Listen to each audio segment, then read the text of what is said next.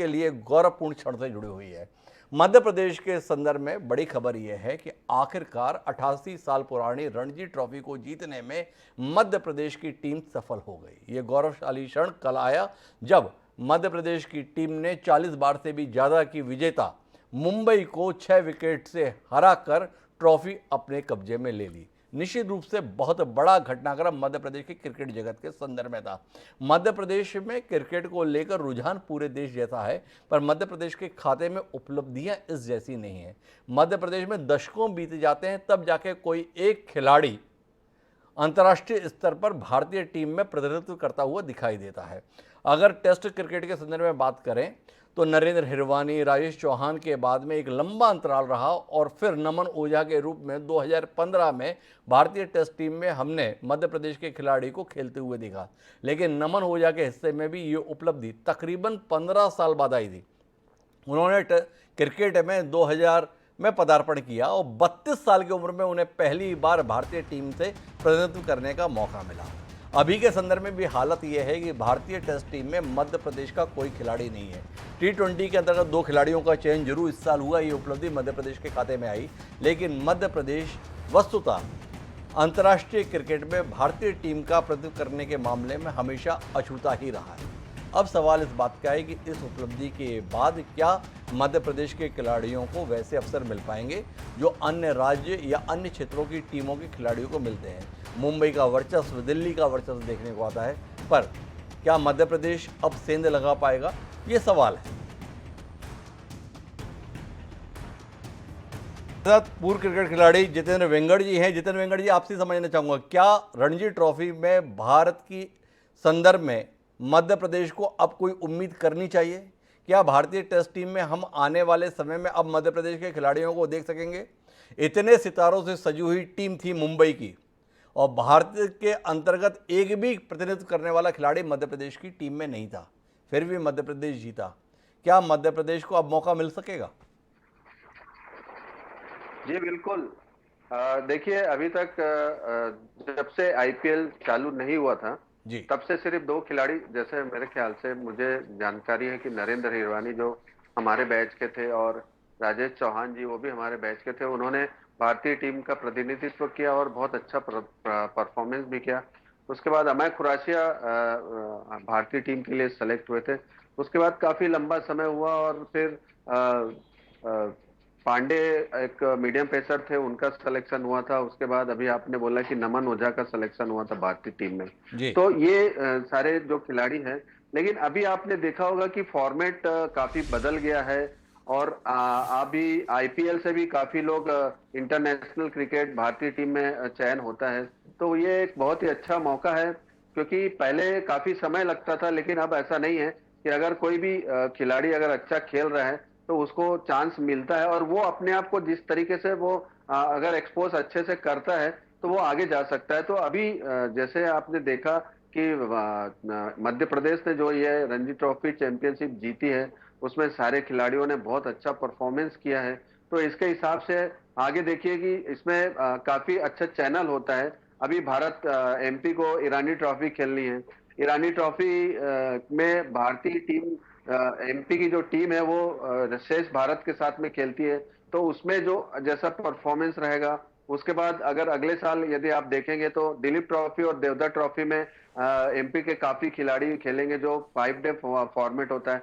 उसमें अगर वो लोग अच्छा खेलते हैं, उसके बाद एक्सपोजर टूर होता है भारतीय टीम का, तो वहां पे उनको काफी चांस मिलेगा। तो वहां पे अगर आप कंटिन्यू अगर अच्छा परफॉर्मेंस करते जाएंगे तो आप फिर आपको भारतीय टीम में जगह मिलने की जो चांसेस रहते हैं। तो ये एक अच्छा मतलब बैकग्राउंड मैं बोल सकता हूँ, एक अच्छा प्लेटफॉर्म अभी एमपी के खिलाड़ियों ने सेट किया है और इसका उनको ये फायदा मिलेगा कि आने वाले समय में काफी खिलाड़ी आपको जितेंद्र जी, मैं एक सीधा सवाल करना चाहूँगा आपसे। आप तो पूर्व खिलाड़ी हैं, क्या आप मानते हैं कि मध्य प्रदेश के संदर्भ में भारतीय क्रिकेट कंट्रोल बोर्ड की टीम चयन समिति ने हमेशा न्याय किया है? हमारे पास इतने ही औसत दर्जे के खिलाड़ी हुआ करते थे, इसलिए हमारा जैसा प्रदर्शन है कि हमारे देश की आज़ादी के बाद में 1952 में हीरालाल गायकवाड़ को मौका मिला था भारतीय क्रिकेट टीम में जगह बनाने का। उसके बाद दूसरा मौका हमें मिला तो 3 दशक लग गए जब 1988 में नरेंद्र हिरवानी को मौका मिला। तो आपसे जानना ये चाहता हूँ कि ऐसे आरोप लगते रहे हैं कि मुंबई, दिल्ली जैसी क्षेत्र के अंतर्गत जिस प्रकार का वर्चस्व है, प्रभुत्व है, इसलिए वहाँ के खिलाड़ियों को मौका दे दिया जाता है और अपेक्षाकृत पिछड़े मध्य प्रदेश की चिंता करने वाले, मध्य प्रदेश की पैरवी करने वाले ऐसे लोग नहीं हैं। इसलिए प्रतिभाएं तो हैं, पर उनको अवसर देने के संदर्भ में मन नहीं है, माहौल नहीं है। इनकार करेंगे इस बात से? देखिए, मैं हाँ बिल्कुल इनकार करता हूँ इन बातों को, क्योंकि जब हम लोग क्रिकेट खेलते थे तब जो चयन प्रक्रिया होती थी उसमें ज्यादातर चयनकर्ता जो होते थे या तो मुंबई के होते थे या दिल्ली के होते थे या बड़े शहर के होते थे। तो उस समय छोटे शहरों के खिलाड़ियों को खेलने का मौका अपेक्षाकृत कम मिलता था, और उस समय क्रिकेट भी बहुत कम होता था। जैसे हम लोग का सेंट्रल जोन में सिर्फ 3-4 मैच ही खेलने के लिए मिलता था। लेकिन वर्तमान में आप देखेंगे परिस्थितियां काफी चेंज हो चुकी है, और अभी आप देखेंगे हर जोन से एक चयनकर्ता होता है जो भारतीय टीम को सेलेक्ट करता है। तो अभी क्या होता है कि अगर जो सेंट्रल जोन का सेलेक्टर है वो काफी मतलब जोर लगाएगा कि मध्य प्रदेश के खिलाड़ी जो चैंपियन हुए हैं तो उनको आगे जाके मौका मिले। और अब ये इन खिलाड़ियों का ये देखना है कि वो ऊपर लेवल में जैसे कि दिलीप ट्रॉफी है, देवधर ट्रॉफी है, और उसके बाद ईरानी ट्रॉफी है, तो इन सब मैचेस में इनमें वो देखने कैसा की खेल। बात है, लेकिन मेरे साथ में इस मौके पर खास मेहमान जुड़ रहे हैं अभिलाष खांडेकर जी के रूप में, जिनके हिस्से में ये ऐतिहासिक उपलब्धि आई है। वह इस समय में Madhya Pradesh cricket control board के अध्यक्ष हैं और साथ ही हमारे पूर्व वरिष्ठ पत्रकार भी हैं। वह हमारे साथ है। अभिलाष जी, सबसे पहले तो आपको हार्दिक बधाई। 88 साल के रणजी इतिहास में मध्य प्रदेश को पहली सफलता आपके नेतृत्व में हासिल हुई। जब आप क्रिकेट बोर्ड की अध्यक्षता कर रहे हैं तब मध्य प्रदेश की टीम ने यह गौरवशाली क्षण हासिल किया है। क्या कुछ ऐसा हुआ आपके दौर में जिसका इंतजार इतने सालों से था, वह इंतजार खत्म हो गया? दो छोटी छोटी बातें जी कि मैं मध्य प्रदेश क्रिकेट एसोसिएशन का अध्यक्ष हूं और बोर्ड का अध्यक्ष नहीं हूं। जी और दूसरा मतलब मैं पूर्व पत्रकार नहीं हूं, मैं रोविंग एडिटर जी लोकमत का हूं। मेरी आज भी खबर सुबह छपी है और मैं लगातार रिपोर्टिंग करता रहता हूं। जी दो बात। दूसरी बात, निश्चित रूप से ये एक स्वर्णिम दिवस है हमारे लिए। मध्य प्रदेश क्रिकेट एसोसिएशन के अध्यक्ष में 2019 में बनने के बाद हमने जो कुछ उसमें योजनाएं लागू करी थी, उसमें प्रमुख योजना या प्रमुख डिसीजन ये था कि चंदू पंडित जिन्होंने 2019 में विदर्भ क्रिकेट एसोसिएशन को ईरानी ट्रॉफी और रणजी ट्रॉफी जिताया था, उनको बाकी एसोसिएशन वहां का कॉन्ट्रैक्ट खत्म होने के बाद ले जाना चाहते थे। हमने उनको झपट्टा मार के हमारी तरफ ले लिया। उसके दो कारण थे। एक तो वो हमारे पहले कप्तान भी थे, और इसी चिन्ना स्वामी स्टेडियम पे, जहां मैं बेंगलोर से आपसे बात कर रहा हूँ, उसी चिन्ना स्वामी स्टेडियम पर उन्होंने कर्नाटक से फाइनल खेला था और वो फाइनल मध्य प्रदेश हार गया था। वो 22-23 साल पुरानी बात है। लेकिन उसी चिन्ना स्वामी स्टेडियम पर कल पंडित के नेतृत्व में, मतलब नेतृत्व इन द सेंस कि कोच वही है, पूरा ब्रेन वही है, जिताने के लिए उनकी भूमिका बहुत बड़ी है, तो उन्होंने कल वो टीम हमको जितवा दी। अब आगे क्या होगा इसका प्रश्न उठता है कि निश्चित रूप से मध्य प्रदेश को कभी भी डोमेस्टिक क्रिकेट में एक फोर्स कभी भी नहीं माना गया था, क्योंकि हम एक ही बार फाइनल में पहुंचे, वो भी सन 1999 में, और उसके बाद में हमारा प्रदर्शन कोई बहुत अच्छा नहीं रहा।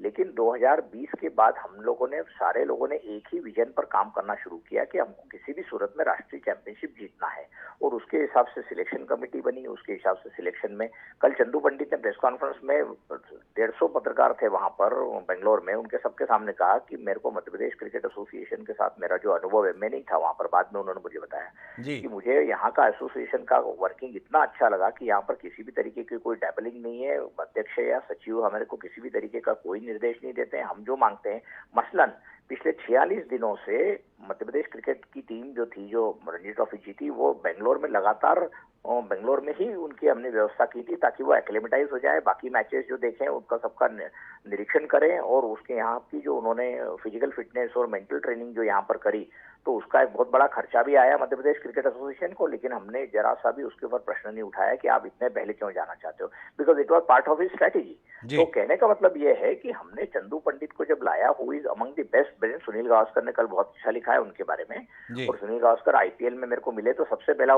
प्रश्न उन्होंने मराठी में मेरे से किया कि आमचा चंद्या काय करतोय, मतलब how is Chandu Pandit is doing.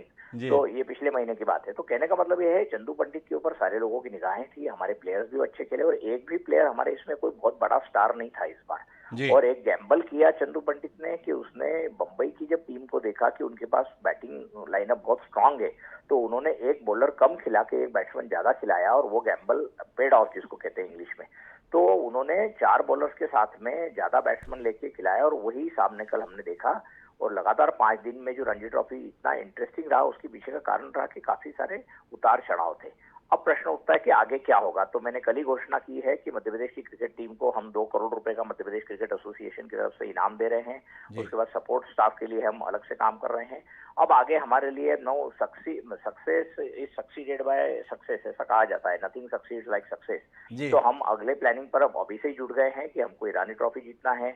हमको डोमेस्टिक क्रिकेट में अलग अलग जगह, आप देखिए इस मध्य प्रदेश की टीम में न सिर्फ इंदौर का बोलबाला था, लेकिन इंदौर, होशंगाबाद, शहडोल, भोपाल, कप्तान भोपाल का है जो हमारा आदित्य श्रीवास्तव है। तो Madhya Pradesh has been quite largely represented in this winning team. तो कहने का मतलब जहां पर टैलेंट है उसको स्पॉट करके टीम में लेकर उसको अच्छा ग्रूम करके दिया है, तो उसके रिजल्ट आए सामने। तो कुल मिलाकर इनके प्रशिक्षण वगैरह के संदर्भ में भी कोई विशेष कार्य योजना आपकी अभिलाष जी, ताकि भारतीय टीम में भी मध्य प्रदेश के चेहरे दिखें, इस दिशा में कोई आपकी कार्य योजना? निश्चित रूप से कार्य योजना है और उसी के चलते आपने देखा होगा कि आवेश खान और अय्यर अभी आयरलैंड में खेल रहे हैं इंडियन टीम की तरफ से। वो लगातार T20 और बाकी मैचेस में खेल रहे हैं। We would like them to be selected in the test match also, लेकिन अलग अलग फॉर्मेट्स के होते हैं। एक जमाने में सिर्फ टेस्ट मैच होता था, फिर बाद में वनडे इंटरनेशनल 60 ओवर का हो गया, फिर 50 ओवर का हो गया, फिर 20 ओवर का हो गया, फिर रात में खेलने लग गए।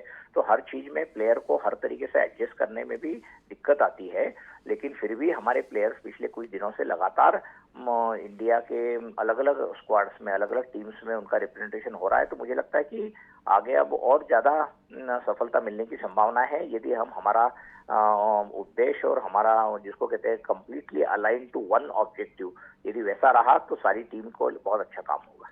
तो अभिलाष खांडेकर जी बहुत विनम्रता के साथ 2 बातें बता रहे हैं। एक तो ये कि मध्य प्रदेश क्रिकेट एसोसिएशन ने एक योजनाबद्ध तरीके से काम किया और इस जीत का श्रेय अभिलाष खांडेकर जी किसी और को ना देते हुए सबसे ज़्यादा श्रेय अगर दे रहे हैं तो टीम के कोच चंदू पंडित को दे रहे हैं, जिन्हें चंद्रकांत पंडित के तौर पर भी जानते हैं।